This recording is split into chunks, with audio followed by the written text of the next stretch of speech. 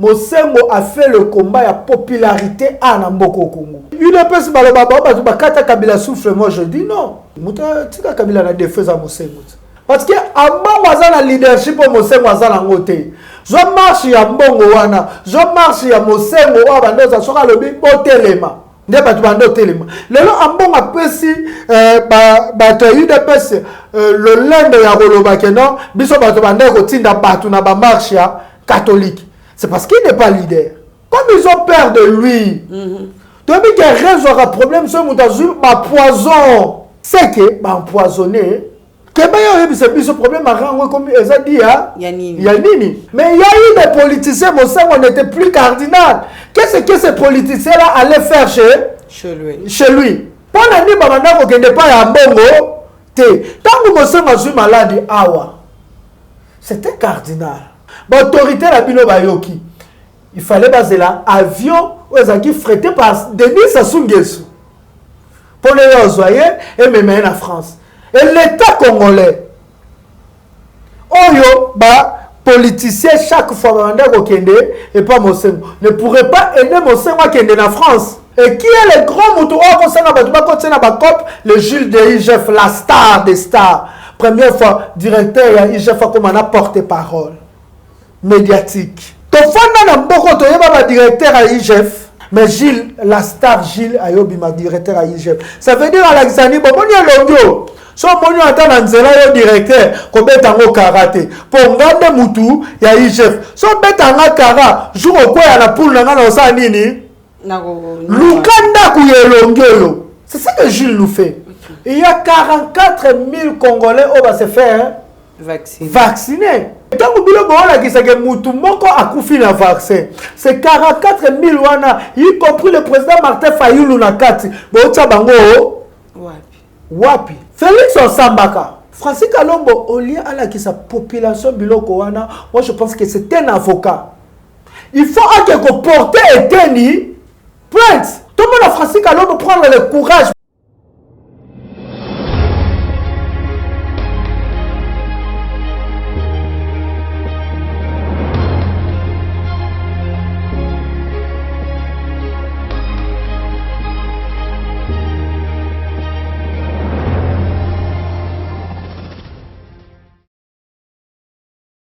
Balandia Plus Claire Télévision, la chaîne de la vérité, la chaîne qui vous informe à temps réel. Grâce Tumba, une fois de plus, Tabanda pour la bino, le numéro est 13h King Bukele, to Mekakosone, Maïmatali, République démocratique du Congo. J'ai dit vraiment un grand merci à mon réalisateur Joël Gonago, chasseur d'hommage. Pourquoi pas aussi à mon coordonnateur Opima Fuku. Je salue directement mon invité. Bonjour Kolo Congo. Mbote ndeko Grâce Tumba, mbote na ba Congolais nyoso oba kolanda biso na tango oyo bana Congo ba Kolo Congo. Oyo bandima mboko Congo lokola héritage na bango, mes grands sincères condoléances na famille Bukele nyoso. To perdre moko ya Bukele na Bruxelles, papa Jean Bukele, déjà famille Bukele ou ezawana na Bruxelles, toza de cœur na bino tito zela, corps et ya Kinshasa, oza l'un ya papa na ngai, biso na Afrique, le ki papa za papa. Merci beaucoup, mes condoléances na famille Bukele. Moi la mboka Trésor King, to me kokobeta na lisolo, ya maladie ya Cardinal Mosengo, bisusu yo nanga to yebi que non, azaka na problème à rien encore. Te azalaka te. Atikala ozana problème à rien. Combien na problème à rien? Combien de la problème à rien? To me ka kobeta lisolo na nini vraiment isali que non maladie on est en poisa et bi makamba la mo yambala kata. Moni le problème ya Congo, il faut que les gens comprennent na loba combat otobunda, c'est le combat d'une personne qui a peur et il veut faire peur à celui qui a peur de lui. Moi, je perds, mais je veux faire peur à celui qui a peur de moi. Batuo ba okambambo ka ba obanga.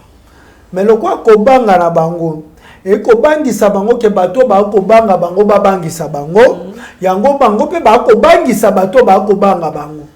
Debite soko comprendre. OK. Ngana ko banga, mena ko banga. Moto wa ko bangisa nga abangisa nga lisusu mais déjà na ko banga mais le quoi ko bangisa ngai abangisa nga te na kombi ko bangisa ye po abangisa nga te lokola ye ko banga ngai. C'est ça le sens philosophique du combat que nous sommes en train de mener. Cardinal Mosengo, moi je crois à la spiritualité noire. J'ai toujours dit que catholique, ezali et loko a accompagné qui colonisation. Mais aujourd'hui, sincèrement, tout le même catholique wana est participé dans le combat embellé. Peu importe façon na bango ya ko réclamer. À l'époque, en 68, déjà l'église catholique est un combat avec Maréchal Mobutu pour lui dire que non, balingi dictature. Donc, parmi les révolutionnaires, il y avait un révolutionnaire qu'on a appelé Cardinal Malula, Joseph Malula. On peut les citer aujourd'hui parmi les révolutionnaires. Motu a Pessi, idée de la révolution, en plus la révolutionnaire. Et après le cardinal Malula, moi je pense que la révolution et l'église catholique, on va parler directement du cardinal Mosengo. Pour Echawa Zalaki, mais il n'était pas révolutionnaire. Il était doux, tendre. Yazaki le roi Mungala lien Fumbwa. Ah, comment doux. Donc il était doux. Mais Mosengo a contribué dans la révolution du pays, peu importe tout le mal que les gens peuvent dire de Mosengo, mais tu as dit qu'il a contribué dans la façon tout. Moutaye Kolandais c'est Ambongo. Ambongo il est comment? Il est Mabaluka Tamba. Ambongo ne sait pas qu'est-ce qu'il dit. Souvent il dit ça, souvent il dit c'est ça. Il est Ambongo en même temps Fridolin. Souvent c'est Fridolin qui dit, souvent c'est Ambongo qui parle. On ne sait pas si tu es réellement Nani. Il a dit que Félix Tshisekedi n'a pas réussi. Il n'a pas réussi. Il n'a pas réussi aux élections de 2018. Et après lui-même, il dit dans le mal peut sortir le bien. On ne sait pas de quel mal pourrait sortir le bien. Mais au parallélisme avec le parole de Mosengo, Mosengo était catégorique, il a dit le médiocre dégage. Il est resté là, dans la médiocrité à Batouana. Il n'a jamais dit dans la médiocrité, un jour peut sortir là, le valeur. Non. Il a traité la Kabylie de médiocre. C'est grâce au cardinal Mosengo. A brisé peur pour dire que le médiocre dégage. Tant qu'il est la maladie, il faut que ma maladie, il faut que vous êtes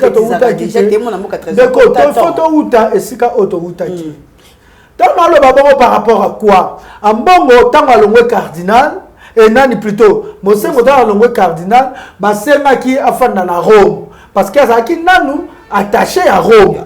Il y a pape. Il y a pape. Oui. Mais comme il a ce sentiment-là, il a se mêlé à la politique, il avait voulu à Zonga, malgré qu'il n'est plus cardinal, mais Azala, la scène politique. S'il était à bonne santé, il est là, mais un jour, à Tamakabwa Seni Oyo, on a déjà Mosengo Sainini à lobby. Et Batu Oyo Lelo Oyo Kamba Congo, peu importe la façon, Oyo en opposition, Oyo en majorité, Oyo en nini, Bazo Banga Bato Baza populaire. Ils ont peur. Le quoi Baza n'a pas pensé na bango. Moussousou pour la 2023, l'élection pour Bango Bakroya à la élection, il faut maintenant balongo la bateau baza populaire. Lelo muto boyate, Mosengo a fait le combat à popularité à Namboko Congo. Si une personne bakata Kabila souffle, moi je dis non. C'est ma marche mais oui, muto tika Kabila na défense à Mosengo. Ma marche, il y a catholique. Qui peut aussi moukenza kufina marche il y a catholique. Moi je me souviens un certain 31 décembre 2018 non, c'était 2017. Bakangara le vendredi, c'est le dimanche matin vers 9h na bimaki na kacho parce que tozaki na mégaphone to sensibiliser bato dimanche to accompagner bato catholique ni bakaninga na mégaphone na ngai dimanche na tongo bayo bimisanga menazaki na marche wana le 31 deux personnes église catholique bakufa libanda peu importe mabe o bato ba oloba bo ba ke bato ba diriger Congo ba banga leader ba catholique te ba leader parce que avant wazana leadership au mosengo wazana ngote avant auto ko meka marche moko abatelemela président ya CENI o bando tamona ke simbaki zo marche ya mbongo wana zo marche ya mosengo o bando za soka lobi botelema nde batu bando telema lelo ambongo apesi ba to UDPS le lende ya koloba ke non biso batu bande ko tinda batu na ba marche ya catholique c'est parce qu'il n'est pas leader. Tout comme na maladie kasi. Na maladie ne yango to loba comme ils ont peur de lui. Tu as vu qu'il résoudra problème ce moutazu ma poison. Il fallait empoisonner, moi je dis, c'est que empoisonner. Donc on n'a pas encore de confirmation. Non mais c'est que était parce que tout moutazu a problème à rien moko. Que ba yo c'est ce problème à rien comme ça dit ya. Yanini. Yanini. Na tous il a ba résultat ça na. Moi je dis il faut te formuler misu. Il fallait parce que Mosengo tango ye Kinshasa enfin les sous na centre ce lindonge na bangote wa ba cardinal ako fanda na ndaku na ye moko a construisaki na monseigneur moko wa bandako zo soin na ye il a préféré prendre ce monseigneur là ba ko fanda mais il y a eu des politiciens Mosengo n'était plus cardinal qu'est-ce que ces politiciens là allaient faire chez lui. Est-ce que tu veux qu'on cite le nom ici sur le plateau? C'est la chaîne de la vérité. Non, on laisse ça. C'est la chaîne de la vérité, on parle de la vérité. Je garde parce que toi, il a non suite à Mosengo soit Koufi. Parce qu'on a des bébés. Mais pourquoi si qu'on a pas soit Koufi? Mais bisona yoto yebi, il y a eu des journaux. S'il faut qu'on ça même des journaux dans le plateau, telle personne était tel jour chez le cardinal Mosengo. Tel politicien était tel jour chez le cardinal Mosengo. Mais il n'était plus cardinal. Pendant que Babanda ne pas à Mbongo, qu'est-ce qui est Babanda Nanzoto ya Mosengo? Donc c'est ce qui a fait en politique, les équipes. Mais ils vont nous dire, il faut qu'ils nous disent, Mosengo n'était plus cardinal. Il ne faut pas qu'il n'ait pas à Mbongo. Et Babanda Lukani n'est pas à Mosengo. Si Mosengo a comme un problème, il n'y a rien. Et tant que comme il a un problème, il n'y a rien.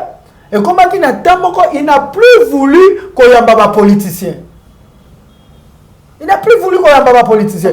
Tant que Mosengo a eu malade, c'était cardinal. Tout le monde est une église catholique qui tient à part. C'est quelqu'un qui a servi aussi le Congo. Peu importe sa façon de servir le Congo. L'autorité la Bino Bayoki. Il fallait baser là avion où ils ont frété par Denis Sassou Nguesso. Pour les envoyer et même en France. Et l'État congolais, Oyo, politicien chaque fois, et pas Mosengo, ne pourrait pas aider Mosengo qui est en France. Mais quand même, Zaki cardinal, il y a deux Congos. Hein? Mais il était dans le cardinal, il y a deux Congos. Il est d'abord congolais. Il n'a pas servi la politique à Congo-Brazzaville. Moi, je dis les politiciens qui partaient chez lui. Quand on leur a dit que Mosengo est malade, pourquoi ça l'a quitté qu'il y a son soin approprié et je vais rentrer dans le message de Félix Antoine Tshisekedi. Quand il a fait le constat de la santé à il y a Joseph Kabila Tikaki Bopito, il a dit le constat est amer. Mais aujourd'hui, on dira quoi? Parce que les gens continuent, donc ils ont besoin Libanda. Merci beaucoup. Moi, je suis Trésor King Bukele. Je suis vidéo qui est sur les réseaux sociaux. Je suis Francis Kalombo. Je suis dénoncer les l'État le vaccin. Il y a des Congomani qui vaccin dans le centre de santé Diamant. Il vaccin le 4 le 5 à Koufi. Donc, et ça passe. N'habite sur la vidéo na Essengo. Moi, je pense que Francis Kalombo a traumatisé. On peut se mettre dans sida. Vous pouvez faire un conseil. Que bando la kisa moto a kufi na sida, on pas kufi na sida, on pas kufi na sida bo ça nini traumatisé. Il y a 44 000 Congolais on va se faire vacciner. Et tant que bilo bo la kisa que mutu moko a kufi na vaccin. C'est 44 000 wana, y compris le président Martin Fayulu na kati. Bo tsa bango wapi. Félix Osambaka. Parce qu'il a dit ça au effort. azaki na confiance ya vaccin wana te. Tous exemples papa nini na ndako oyo bato bakoya na biloko azana na confiance ya biloko wana te bi ke za poison te matikeli bana malobi soki ngana mama na bango toliaki te parce que tozaki na confiance nango te mais bana déjà basali nini balie. Francis Kalombo olia alaki sa population biloko wana, moi je pense que c'est un avocat. Il faut que porter eteni plainte. C'est lui qui était le ministre de la santé à l'époque. Tout le monde a Francis Kalombo prendre le courage parce que moi je suis en train de faire ça. Il faut apporter ministre de la santé plainte. Parce que tout le monde, Francis Kalombo montre même les carnets. Oui. Donc il faut éveiller Congolais que nous allons perdre nos 44 000 Congolais. Nous sommes la fort. Et comme ça, nous habite sur ma vidéo, téléphone et moi je veux que nos 44 000 frères au Bazui, ma téléphone bon. Même pour ça, il y a des vidéos dans Lingala pour comprendre que pour avoir la poto. Bato Bazui vaccin s'il vous plaît. Bon mais que la biso le wana. Kangama. Sote kangami. Tebi danger. Mais moi Trésor King. Merci à Francis Kalombo parce que enrichir plainte nangai. Pour le loyo Francis Kalombo étant avocat malgré diplôme neza à l'okuta. Mais quand avocat il a avec lui une personne qui est décédée pour avoir qui vaccin. Et là, la personne qui vaccin, gouvernement congolais. Et qui était le ministre de santé à l'époque? C'était Eteni Longondo. Sous le régime, il y a Félix Antoine Tshisekedi. Qui était le premier ministre? Ilou Kamba. Tous ces gens-là, ils seront jugés. Okay. Moi, le mal m'a pas si n'a pas yoka. Et ça, il y a le leader Martin Fayou. Pour y pas qui vaccin.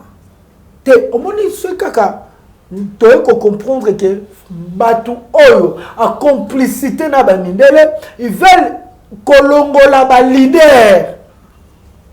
Tu as pas mal, tu sous-estimer tes combats auto bundalelo. Tous ont monté le goueza combat bajé. Même que Moutuboye, ndako ko konsebiso, Moutuboye ndako ko konsebiso. To me mène à angle pour to sabo. Je dis encore rien. J'analyse le roi congolais. Mais Félix Tshisekedi yebaka. Nenge bandi déjà na Moutou au Francis Kalombo la qui soit coup Francis Kalombo la qui c'est bon au Francis Kalombo la qui cité. Toutes les familles on va perdre bandeko na bango bazui vaccin. Trésor King est là pour faire la liste de personnes au Barossa Nini, Bakoufa. Donc, on voit comme Aloba Félix Tshisekedi Aloba qui a confiance dans le vaccin. Tozu était ni longono to tunenda na tinda ki opesa ba congolais vaccin. Merci mon amboka Trésor King, je le kobeta vraiment c'était makasi pona que non les communautés li justice mais yemo comme kolo alobi que non jusque la justice en haut ça satisfait na moté. Si vous avez citoyen, vous êtes satisfait, non? Ah, merci beaucoup. Na raisonner les seuls locaux pour tout le monde a ebisa ngai dossier où est la justice koufate. Mokolo ezali tant to libérer Congo oyo toko sa nini toko la musa. Ce qui toko mona ba mabe na bango. Toko tsaba plainte te Mokolo toko libérer Congo, baloba kalana baloba katepona nini peut-être on peut perdre les archives. Le 47 personnes au Bakoufa le 4 janvier 1959 toyebi ba kombo na bangote. Toyebi ba kombo na bangote parce que à l'époque bato ba minimiser qui justice à l'époque la toko funda nini. Mais aussi pour que du temps akufaki Wazaki 47 000 personnes Thérèse Kapanga tanga kufaki bato oba kufaki to ba sesaki justice to Kabila Kei le roba kangi Kari lobi pe ndenge pe ba kanga batu mususu. Donc nous devons le Congolais faye ba keno to koko kende na révolution. Oui, il faut que révolution salama mais faut peut-être en avoir preuve tangible ou un jour se te libérer Congo to sambisa batu wana ba preuve ezani ni bato ba ko kufa na ba carnet na bango ba vaccin Parce que donc on sait que Félix Antoine Tshisekedi te, ce qui te a la preuve te. Il faut qu'il y ait des preuves. Tant que tu reportes plainte, tu regardes les documents en tout. Tu portes plainte tant que ya motoboye. Baboya ko sambisa parce que justice wana ezaki ya malonga te. Une justice pas politisée mais Tshisekidisée. Disons que la justice d'aujourd'hui Tshisekidisée. On sait que tout bango moko nga eloko na olinga batu ya UDPS. Bazoka un message à Félix Tshisekedi et ça que baloba lisouté. Quand nous avons dit, nous les Congolais, que le pays allait mal, baba qui Fatima béton. Ta la Fatima Kambwasali, ta Fatima Kambwasali. Souka Fatima ko e obimalobi j'ai été coincé. Tant nous te lobi que bandeko bako kufa na est mboka Congo. Père son âme Obadi Moyindo. Par son âme de Paluku. Batu bako kufa, mais ça na bilegio bako tele bako basenga batu bako kufa pour anini. Tangu to sala ba marche ya soutien ya batu est mboka Congo. Batu baloba ke ba récupérer de ba mboka. FARDC na biso za champion récupérer ba mboka. Félix Ayaobi tout état de siège. C'est que ba récupération ba mboka ba ndeko le bezaki lo kuta. Comment il faut se comme éveiller? Il n'y a pas l'état de droit. Pour qu'il y ait l'état de droit, il faut que la justice soit indépendante. Jusqu'aujourd'hui, il y a la corruption au niveau de la justice. La plupart, il y a la liberté provisoire. Et cette liberté provisoire, ils ont moyennant une caution. Quand on a la liberté provisoire, on va qu'est-ce que vous Congo ko mata bon bateau tout la liberté provisoire tout le monde a voté c'est que bazonga lisusu prison mais ba caution ba pesa ka wana na justice que ndaka wa to belela ka ngo effort to belela ka effort ba procès nyonso ya IGF oyo ba mbongo kenda wapi batu esengeli bakanga bako kanga te bato bako kameza bato bako kotsa baona ba copte lona ko commission kotinga la copte na senini na kangisio et qui est le grand mutu o ko sanga bato bako tsena ba cop le juge de IGF la star des stars première fois directeur ya IGF comme un porte-parole médiatique to fanda na mboko to yeba ba directeur ya IGF. Mais Gilles, la star Gilles Ayobi, ma directeur à IGF. Ça veut dire Alexandre, bon, on y a l'audio. So, on y a un directeur, qu'on met en karaté. Pour ngande mutu, il y a IGF. So, on met en kara, jour au quoi, il y a la poule, il y a ça, nini. Lukanda kouye l'ongelo. C'est ça que Gilles nous fait. Et on a dit que justice et Mboka Oyo. Quand Félix Tshisekedi dit que non, il n'est pas encore satisfait de la justice à Mboka. Quand il dit qu'il y a corruption dans la justice à Mboka, est-ce qu'il y a état de droit? Non. Il n'y aura pas état de droit. Okay. Parce que ce qu'on bateau va les gars dans la TV. Bah, quand il dit état de droit, on va donner Zakawa. Wapi. État de droit, on va donner état de droit Zakawa. Wapi. Parce que lui-même, il n'est pas satisfait. Et s'il n'est pas satisfait, qu'il nous dise combien de magistrats, procureurs, juges, automobile bakangami pour baza corrompu. Moi, na Trésor King, question sur ce que chuter na yo, insécurité makasi. Na vu le province de Kinshasa, vu le capitale et la République du Congo. Quand l'insécurité au matin et qu'on a qui que non, il faut assumer sécurité, bango pe baza la kati ya insécurité wana. Tozongi ba bien sécurité ko matandeko. Tozongi na ba mesure oyo ndeko Félix Antoine Tshisekedi da sala nini azwaki. Aloba ki couvre-feu et ko banda 22h. Mais ça n'a patrouille moko bando sa nini ko salama. La police fait marcher. C'est que insécurité wana batu bako sala batu wana c'est que c'est la police. Il faut poser cette question à Général Kassongo. Parce que de 22h, si tu comme à 4h, le Félix Tshilombo nous a promis que patrouille Robanda Rosa Nini Kosalama. Sévère, patrouille moko sévère. Oh, moto amabe so ba bakangi aujourd'hui. Na veni nanga une fille a été violée. batele value ba violer Pas soda. on sait plus wapi ngana tambo na butu na bango ou bien ngana yo tala na biteli duso ne fonga meza bolumbo soda to eza bolumbo soda te na ye bango na nini eza que bango mo ba yebi na butu et makambo na sala mana quelque Maître na souciate la fille a fandi wana aza na conscience bilamba izate mutakala ba manzaka na nzoto nde ba mama ba ambemela ye bilamba mais elle est qui na heure nini parce que je vis ça à 5h du matin elle est qui na tant que maman à 5h du matin c'est qu'elle est qui na bouton entre 22h et 4h patrouille yango au Félix Antoine Tshisekedi yebisaki biso za on a période oyo il faut battu ba koma ne kenge babi ke ba barrière ezebele ce qui n'a enlevé mutu na roleka wapi de comment on a top Congo la landi rendez-vous des auditeurs ya mokolo ya lelo alobi maman moko boy ba enlevé pe ba ko senga soki combien de dollars batinde ya bona un peu ça pour batika mamana siko batu wana ba enlevé baleki na nzela nini o ba barrière donc il y a pas de barrière il y a des péages. Pourquoi il y a des péages? Parce que les militaires sont mal payés.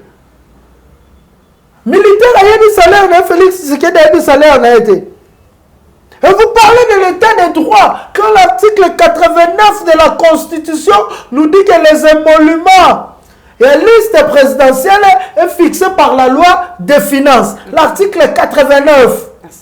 Mais Félix Antoine Tshisekedi du salaire n'a habité.